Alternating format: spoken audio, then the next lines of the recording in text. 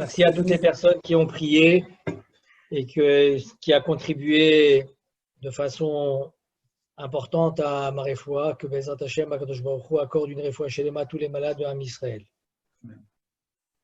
Voilà, ce soir, je voudrais partager avec vous une idée qui va nous plonger sur le contenu de la tfila de Rosh Hashanah.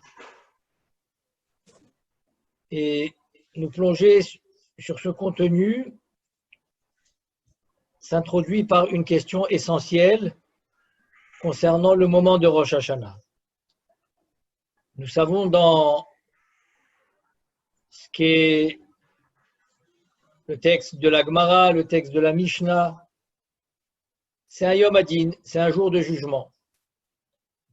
La Gemara nous dit, en ce jour, 3 livres sont ouverts, le livre des Tzadikim, le livre des Justes, le livre des Bénonim et le livre des Rechaïm. C'est un jour de jugement. La question que posent les Chachamim qui s'impose est de savoir pourquoi, si c'est un jour de jugement, pourquoi ce jour se célèbre le premier jour de l'année. On est déjà à une nouvelle année. Le jour de Rosh Hashanah, c'est le jour de Rosh Chodesh Tishri, c'est le premier mois de l'année 5781. Si c'était un jour de jugement proprement dit, comme on l'entend, on va passer en revue ce qu'a été l'année passée de façon individuelle et collective. Et bien, ce jour du jugement aurait dû être fait le dernier jour de l'année 5780.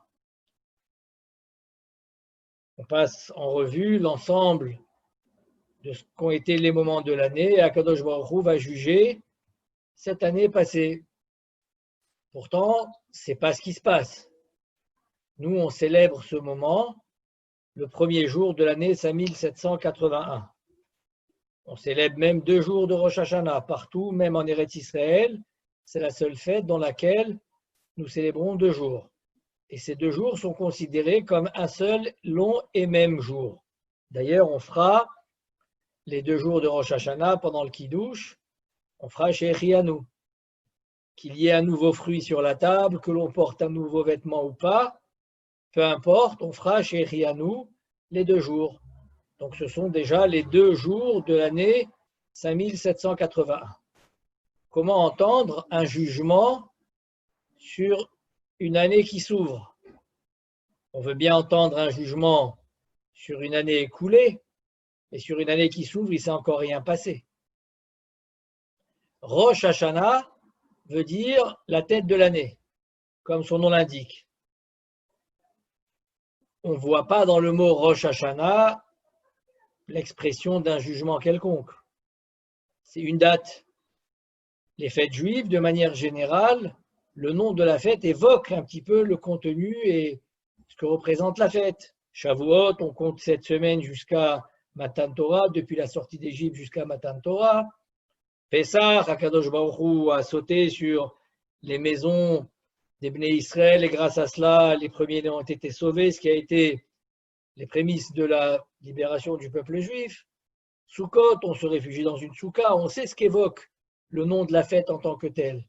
Mais Rosh Hashanah, c'est une date, c'est le début de l'année. Donc à la fois, c'est un début, dans le sens où on ne voit pas très bien comment peut se faire un jugement dans un début d'année. Et deuxièmement, qu'est-ce qu'évoquerait le nom de la fête en tant que telle par le fait qu'elle soit un rosh, qu'elle soit un début? Ça ne veut rien dire a priori. D'ailleurs, dans la Torah, le mot Rosh Hashanah n'existe pas. C'est Yom Teruah, c'est un jour où on sonne du chauffard. Ça sera aussi Zichron Teruah, comme c'est rapporté aussi dans la Torah, le souvenir d'une Teruah comme cette année, le premier jour qui tombe un Shabbat où on ne sonnera pas de chauffard, mais ce sera Zichron Teruah, ce sera un souvenir de la Teruah. Mais Rosh Hashanah, ça n'évoque a priori ni la notion du din, ni un contenu d'une fête quelconque, puisque ça ne fait qu'évoquer une date en tant que telle, c'est le début d'une année. Et c'est là où on va se plonger dans le contenu de la prière de Rosh Hashanah et on va être très étonné. Parce que si effectivement on considérait ce jour comme un jour de jugement proprement dit, la prière aurait dû être jalonnée de Tachanunim. On aurait dû faire, voilà, je me repens sur mes avérotes qui ont été faites l'année passée, etc. On demanderait pardon à Kadosh Baruch Hu sur des avérotes qu'on aurait fait pendant l'année écoulée. Rien de tout ça dans la tfila. Rien ne figure. On ne dit pas de Tachanoun. Il n'y a pas l'ombre d'un Tachanoun. Il n'y a pas l'ombre d'une demande d'un pardon quelconque. Alors, en quoi ce jour se distingue par être un jour de jugement? En quoi il est un jour de jugement? Le contenu de la prière de Rosh Hashanah, et c'est ça qui est important de savoir pour bien vivre ce moment de Rosh Hashanah, c'est un moment où on proclame la royauté divine. On demande Meloch al kol haolam kulo birvodach. On demande qu'Akadosh Baruch Hu règne sur le monde, que sa royauté soit plus manifeste, soit plus évidente, qu'on l'aperçoive, qu'on vive une proximité avec cette royauté. Mais en quoi ça nous rapporte à un jugement quelconque? Ça n'a rien à voir. Et là, les Chachamim nous donnent une idée essentielle, et c'est celle qui va être véhiculée tout au long du Rosh Hashanah. C'est que on a dans la tradition que le monde a été créé le 25 Elul, le 25 du mois d'Elul, et 6 jours après, le 6e jour, a été créé Adam Arishon, l'homme. Adam Arishon. 6 jours après, on était le jour de Rosh Hashanah. Quel était le rôle de Adam Arishon? C'était de proclamer la royauté divine dans le monde. D'ailleurs, nous disent les Chachamim, le Midrash, ce qu'a dit Adam Arishon lorsqu'il est venu à la vie, Hashem Malar Geout Lavesh, c'est lui qui a dit pour la première fois ce fameux psaume, Hashem Malar, Akadosh Baruch Hu est le roi qui règne dans ce monde, Geout Lavesh, eh bien, il est habillé de grandeur, de magnificence, etc. Proclamer la royauté divine. Tout le contenu des prières de Rosh Hashanah vont tourner autour de ce principe. Si bien que la bracha type de ce que va être, ce qu'on appelle la bracha spécifique de la fête, on va dire Baruch ata Hashem, Melech al kol haaretz, Mekadesh Israël, Beyom HaZikaron. On va dire, toi, Kadosh Baruch Hu, tu es Melech al kol haaretz, tu es le roi et tu as ta royauté qui s'étend sur tout le monde. Mais Kadesh Israël Beyom HaZikaron, tu as sanctifié le peuple juif pour dédier ce moment-là de Rosh Hashanah, ce moment où on va pouvoir proclamer que soit manifeste, que se dévoile de façon plus explicite, plus clairvoyante pour nous, la royauté d'Akadosh Baruch Hu. C'est ça le principe de Rosh Hashanah. En quoi c'est lié à un jour de jugement? Et si c'est un jour de jugement, comme nous l'avons dit, pourquoi il se réalise le premier jour de l'année, n'est-ce pas, de l'année à venir, de l'année 5781? Au même titre qu'Adam Arishon, qui est né ce jour-là, premier jour de Rosh Hashanah, Akadosh Baruch Hu revisite chacun des individus au jour de la création de l'humain en tant que tel et va évaluer quelles sont ses ambitions dans le projet de la création. Est-ce que nous sommes ambitieux pour ce but de la création qui est de faire régner Akadosh Baruch Hu dans le monde de façon plus explicite ou pas? La grande nouveauté qui va nous permettre à nous de vivre différemment Rosh Hashanah, c'est de comprendre que ce n'est pas un jour de jugement sur nos actions passées, c'est pas ça du tout, c'est pas de ça qu'on va évaluer du tout. On va évaluer l'intensité des ambitions de chacun des individus pour savoir jusqu'à combien il est prêt et combien il est disposé à ce que se dévoile la royauté d'Akadosh Baruch Hu dans le monde. Mais cette royauté d'Akadosh Baruch Hu dans le monde, forcément, si on est ambitieux qu'elle se dévoile, ça va devoir passer par nous. Ça va devoir passer par notre manière d'être, par notre manière de faire, par notre manière de vouloir être ceux qui vont véhiculer les valeurs qui vont permettre de pouvoir être ces vecteurs de la royauté d'Akadosh Baruch Hu. Ça, c'est le jour de Rosh Hashanah. Le Rosh, c'est cette tête d'année qui correspond à la naissance du Adam Arishon, auquel Akadosh Baruch Hu a octroyé un rôle bien précis, qui était celui de faire régner Akadosh Baruch Hu dans son monde. Ce même jour-là où l'homme a été créé, Hachem va repasser en visite les ambitions de chacun des êtres humains pour savoir jusqu'à combien il est désireux d'appliquer ce même projet. En fonction de ce que sont ses volontés, ses désirs, son intensité de vouloir que se dévoile la présence divine dans le monde, que l'on vive avec cette proximité de la présence divine dans le monde, Akadosh Baruch Hu, dans un second temps, va octroyer tout ce qui est nécessaire à la personne pour pouvoir vivre ce projet pleinement. Ce qu'il faut comprendre, c'est que lorsque nous demandons à Kadosh Baruch Hu, le jour de Rosh Hashanah, Zochrenu lechaim, souviens-toi de nous pour nous accorder la vie, il ne s'agit pas uniquement d'une vie physique. Ce n'est pas de cela dont on parle au début de la tfila de la Hamida. Zochrenu lechaim melech hafetz bachaim. C'est pas de ça qu'on parle, c'est pas de cette demande que l'on parle quand on évoque Zochrenu lechaim, souviens-toi de nous pour nous accorder la vie. Parce que ça, dans un deuxième temps, on va demander Upsefer Chaim Tovim, Parnasa Tova, Yeshua, Nechama, etc., Chalkala, on va demander un bien-être physique. Si on va le demander dans un deuxième temps, qu'est-ce qu'on a demandé la première fois? Disent les Chachamim, attention, quand on demande au départ Zochrenu lechaim, Melech hafetz bachaim, on demande à Kadosh Baruch Hu de nous octroyer la possibilité de vivre une vie spirituelle plus intense. Pourquoi ça prend place au début de la Hamida dans la bracha des Avot?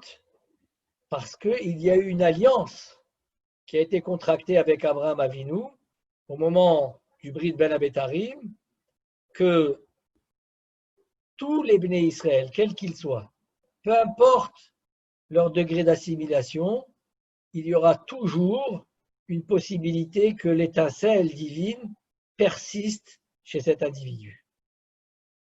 À aucun moment ne s'éteindra chas v'shalom cette étincelle chez chacun des individus du peuple juif.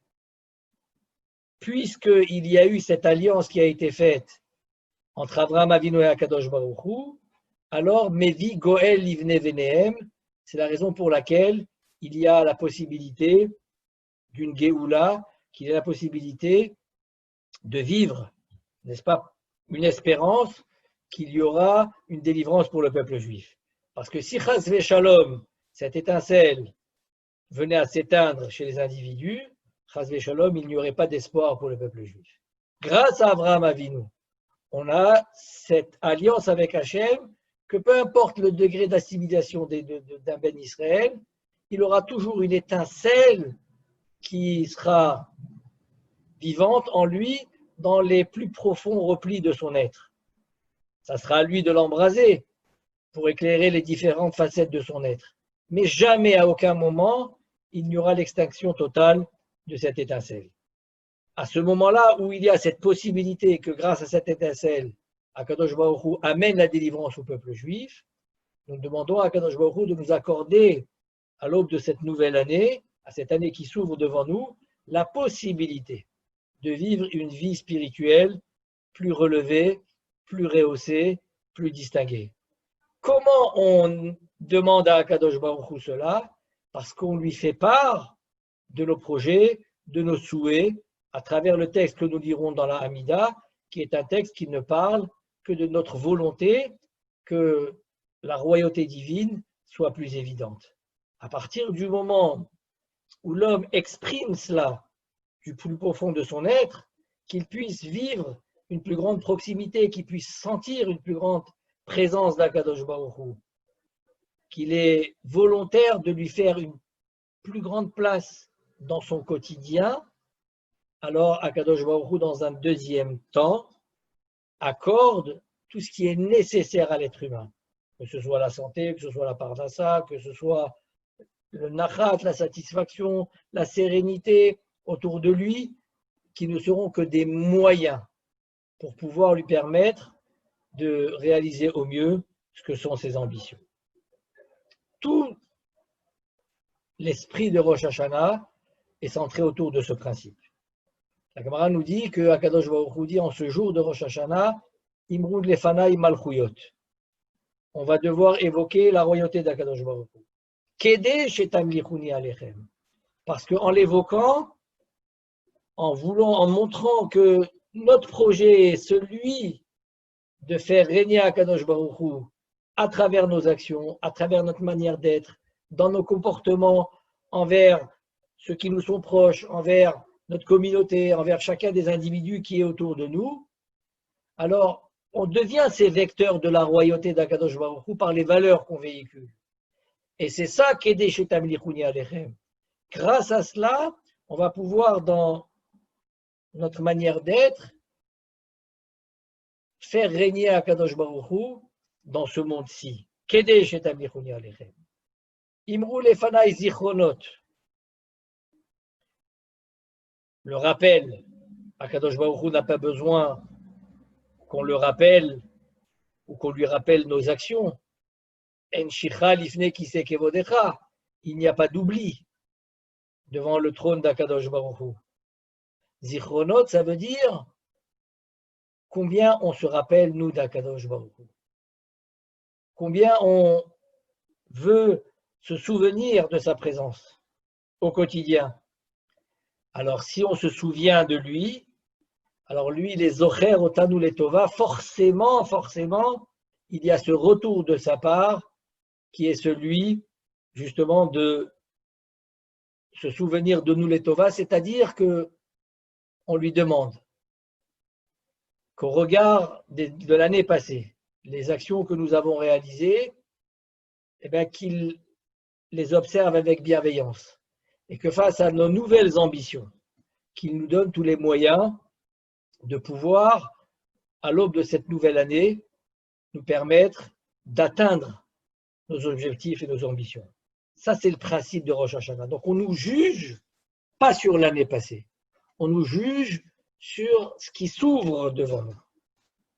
Vous savez que le Maharal, qui était très attaché aux mots des Chachamim, de la Torah, a toujours des définitions très précises et très fines. Il dit, vous savez, le mot roche, début, on traduirait en français, la tête de, ça n'a pas le même sens que la hatrala. Les hatril, c'est commencer quelque chose de nouveau. Mais il dit le roche, c'est pas ça. Le roche, c'est pas ça. C'est comme Rosh Chodesh, il dit. Rosh Chodesh, par exemple, on dit Mishe Nichnas, Adar Marbim Besimcha. Dans le mois de Hadar, tout se vit dans le roche, c'est-à-dire qu'il y a tout le potentiel du mois dans chacun des mois. Rosh Hashanah, la spécificité de Rosh Hashanah, c'est que va nous être accordé tout le potentiel qui s'ouvre à nous cette nouvelle année en fonction du roche, en fonction de ce qui est à la tête de l'année et comment ça se définit par l'expression de nos ambitions. En fonction de combien on va meubler, on va vouloir enrichir le roche, le début de cette nouvelle année, de nos ambitions, de nos projets, de cette volonté de nous souvenir d'Akadosh Baruch Hu, de le proclamer comme étant notre roi, duquel nous voulons nous rapprocher et vivre selon ses mitzvot. En fonction de cela, Akadosh Baruch Hu, en ce début d'année, va nous octroyer tout ce qui sera pour nous le mieux afin de réaliser nos projets de la meilleure manière. Ça, c'est le principe de ce que représente Rosh Hashanah. Malchuyot, le proclamer en tant que roi. Zichronot, nous souvenir de lui. Ubame, dit la Gemara, Bashofar. Et c'est le shofar qui va nous éveiller justement à introniser à Kadosh Baruch Hu, à le proclamer comme étant notre roi, à nous souvenir de sa présence au quotidien. Et je voudrais vous dire que le son du shofar, au-delà du fait, comme la Gemara nous dit que c'est un pleur, le shofar, ce sont des sons d'un pleur, c'est un moment d'introspection où une personne qui accepte la royauté divine, qui se souvient d'Akadosh Baruch Hu à ce moment-là, se rend compte combien il a été défaillant dans la manière de proclamer Akadosh Baruch Hu l'année passée, de s'en souvenir. Alors il y a ce pleur intérieur qui est évoqué par le shofar, par les sons du shofar qui sont un pleur. Au-delà de cela, il faut entendre que ce qui nous habite, la Neshama, nous a été insufflé par Akadosh Baruch Hu, par un souffle divin. Le son du shofar, c'est vrai qu'il évoque un pleur, mais il est cette manière de montrer ce souffle qui a amené l'homme à la vie, qui l'a insufflé d'une neshama. C'est ce qui nous ramène aussi au souvenir de la royauté d'Akadosh Baruch Hu et de son souvenir. Quand on souffle dans une corne de chauffard, alors il y a ce rapprochement entre le souffle divin et cette matière qui a donné vie à Adam Arishon. Ça nous permet à nous aussi, accompagnés de ce pleur, de prendre conscience de ce lien, de ce rapprochement que nous devons réaliser le jour de Rosh Hashanah en proclamant la royauté d'Akadosh Baruch Hu, en nous souvenant Ubame Bashofar. Ça, c'est le principe de ce que représente le din. Donc, on va avoir un din, on va avoir un jugement qui s'ouvre sur quelque chose de nouveau, sur des ambitions nouvelles, sur des projets nouveaux, sur une volonté nouvelle de faire plus de place à Akadosh Baruch Hu. C'est ça qui est jugé. Nous inscrire dans le livre de la vie, c'est nous-mêmes, par nos projets, nos volontés, nos aspirations profondes, on s'inscrit nous-mêmes dans ce livre-là, parce qu'on témoigne que l'on est de ceux qui voulons vivre ce type de vie. Zochrenu lechaim, melech chafetz bachaim. Toi, Kadosh Baruch Hu, tu es chafetz bachaim, ça veut dire que tu es désireux, pas seulement de la vie physique, tu es désireux de ceux qui savent vivre une vie tournée vers le réel, tournée vers cette proximité envers Akadosh Baruch Hu.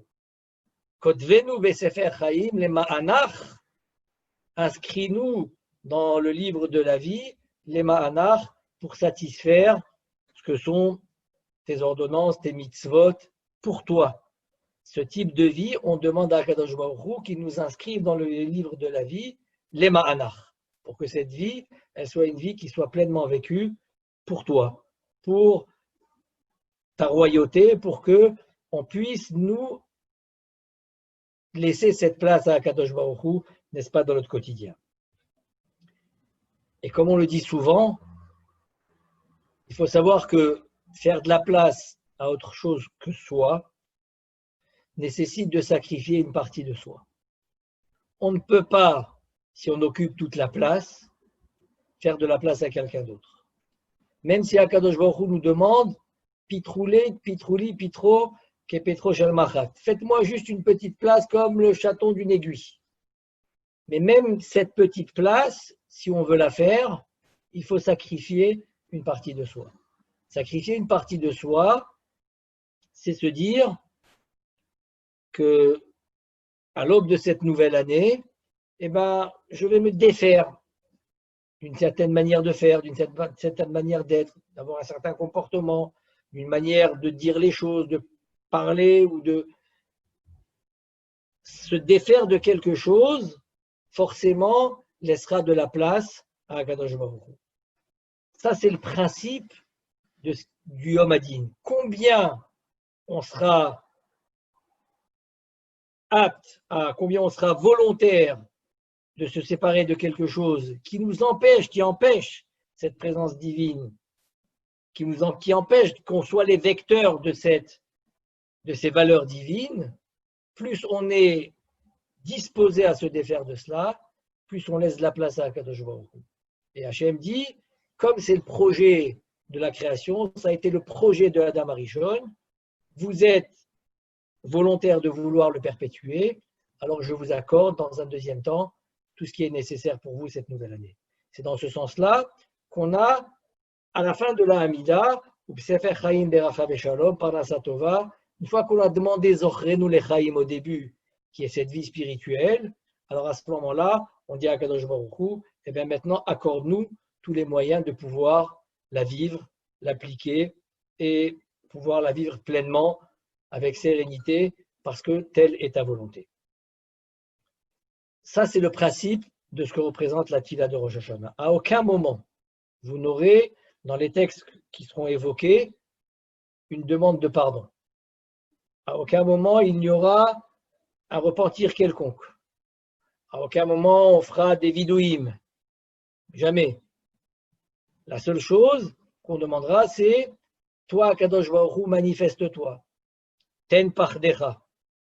Alors, c'est curieux comme demande. On dit à Kadosh Baruch Hu, donne-nous quelque chose qui nous impressionne, qui nous fait peur, qui nous fait trembler. Vema techa. Ema, c'est la crainte.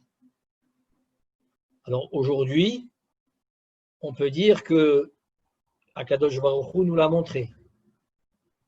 Aujourd'hui, avec ce que nous traversons, les événements que nous traversons, ce que nous vivons, où on est arrivé, comme me disait Dr Moyal, aux limites de la médecine, où il y a des choses qui dépassent les compétences de la médecine, eh bien, c'est fait pour nous rapprocher, pour nous faire prendre conscience qu'il y a quelque chose qui est au-delà, et que l'on vive avec, et que l'on se rende compte. Aujourd'hui, Baruch Hashem, il y a eu cette prise de conscience qui a été prise grandement parmi le peuple juif. À Strasbourg, on l'a vécu de façon intense nous-mêmes. Il y a eu une solidarité exceptionnelle qui s'est faite dans la Keïla. Il y a eu des tfilotes incroyables, il y a eu des cours qui ont été organisés. Mais tout ça, ça n'a témoigné que du fait qu'on s'est rendu compte des limites de l'humain. Que finalement, il y avait quelqu'un au-delà de tout cela. Et que tout dépendait de lui finalement. À des moments où les situations étaient désespérées pour les médecins, la prière a montré que, eh bien, effectivement, il y a au-delà de ce que peuvent être les lois de la médecine. Il y a Akadosh Baruch Hu qui est le roi de ce monde, qui dirige ce monde à sa guise, et qui est lui qui dirige les choses comme il le veut lui-même. Il y a des gens pour qui les situations étaient plus que désespérées. Et bien, cette prise de conscience de sentir que finalement il fallait s'en remettre à quelque chose au-delà de nous, pas seulement aux bons soins des médecins qui ont bien sûr coopéré, collaboré magnifiquement, mais savoir qu'il y a au-delà de cela une royauté d'Akadosh Baruch Hu, de laquelle nous acceptons sa royauté, duquel nous acceptons sa royauté, et que nous voulons vivre avec cette proximité, cette volonté de lui faire cette place en tant que notre roi. Alors Akadosh Baruch Hu écoute les tfilotes de Ham Israël et donne le meilleur. C'est ça le principe de ce que va représenter Rosh Hashanah. On se projette sur l'année à venir. Combien on est désireux de faire une place à Hachem, combien on est désireux d'améliorer son quotidien. On ne demande pas des révolutions. Dans la tfila, on demande juste que, voilà, on puisse montrer que c'est notre objectif, qu'on puisse sentir qu'il y a cette place pour Akadosh Baruch Hu, qu'on veut lui laisser cette place, que pour nous c'est important que soit reconnue cette royauté d'Akadosh Baruch Hu. Alors à ce moment-là, eh ben, il nous accorde tout ce qui est nécessaire à l'aube de cette nouvelle année. Celui qui, dans le Shemona Esrei, ne conclurait pas, par exemple, cette année où le premier jour de Rosh Hashanah tombe à un Shabbat, on ne sonnera pas de chauffard, on dira la Hamida de Rosh Hashanah classique et on inclura aussi le Shabbat.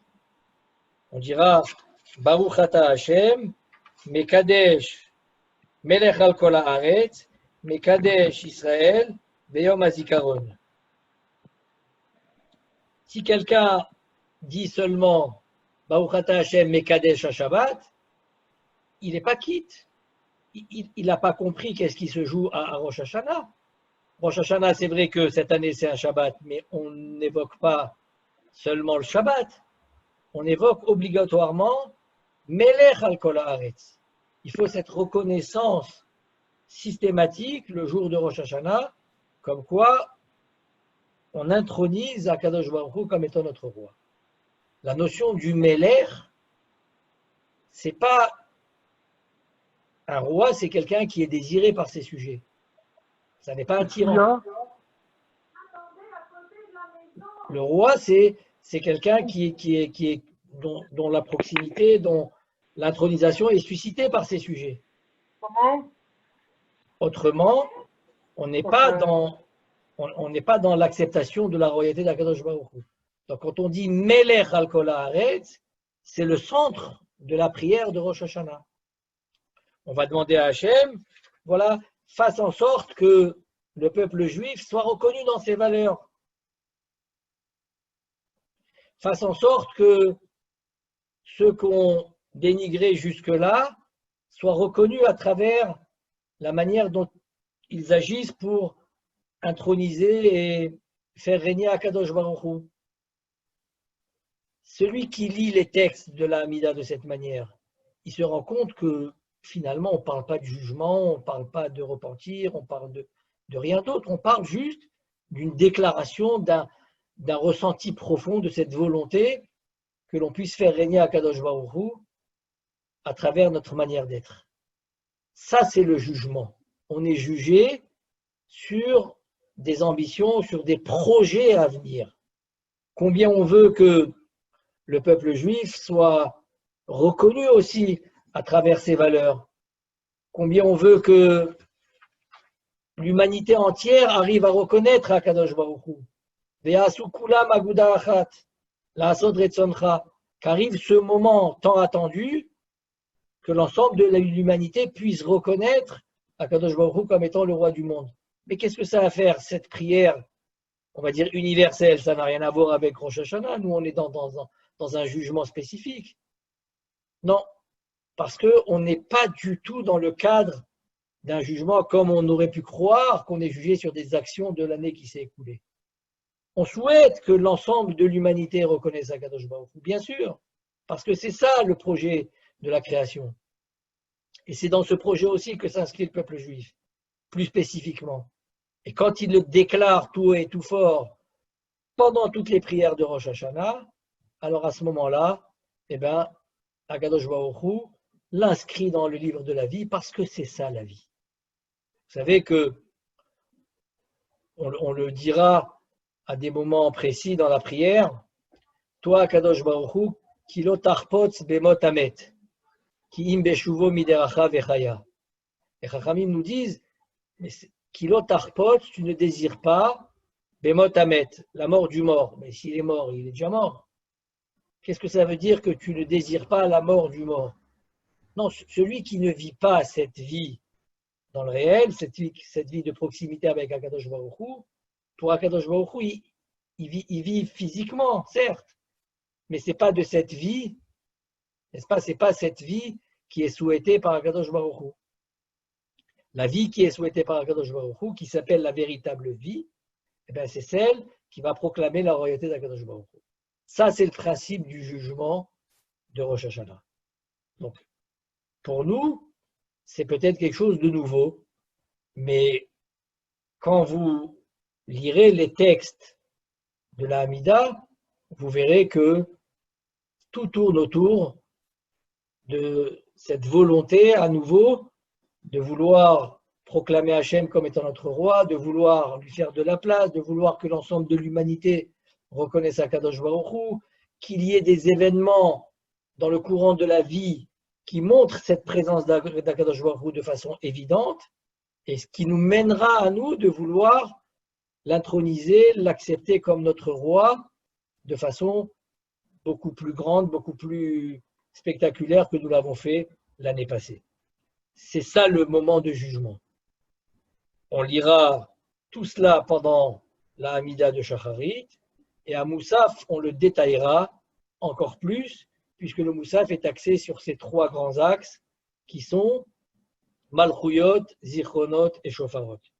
Proclamer la royauté divine, nous souvenir, nous, d'Akadosh Baruch Hu, pour que lui se souvienne de nous, et comprendre qu'à travers les sons du chauffard, à travers ce pleur intérieur que nous éveille le son du chauffard, qu'on ait cette prise de conscience qu'on a été défaillant dans la manière d'introniser Akadosh Baruch Hu l'année dernière, qu'on a été défaillant dans la manière de l'accepter comme notre roi, de nous souvenir de lui, de lui faire une place. Ce pleur intérieur avec cette ambition de le faire d'une façon beaucoup plus grande et beaucoup plus majestueuse, nous inscrit de facto dans le livre de la vie. C'est ça le principe. En comprenant, comme on l'a dit, que souffler du son du chauffard dans cette corne de matière nous ramène justement à cette proximité avec Akadosh Baruch Hu qui a amené l'homme à la vie. Cette neshima, ce souffle, n'est-ce pas, que l'on sonne, que l'on produit pour sonner du chauffard, cette neshima est à l'origine de notre neshama. La neshama, elle s'appelle neshama parce qu'elle a été insufflée par ce souffle divin. Ce souffle divin, c'est la proximité d'Akadosh Baruch Hu avec l'être humain de matière.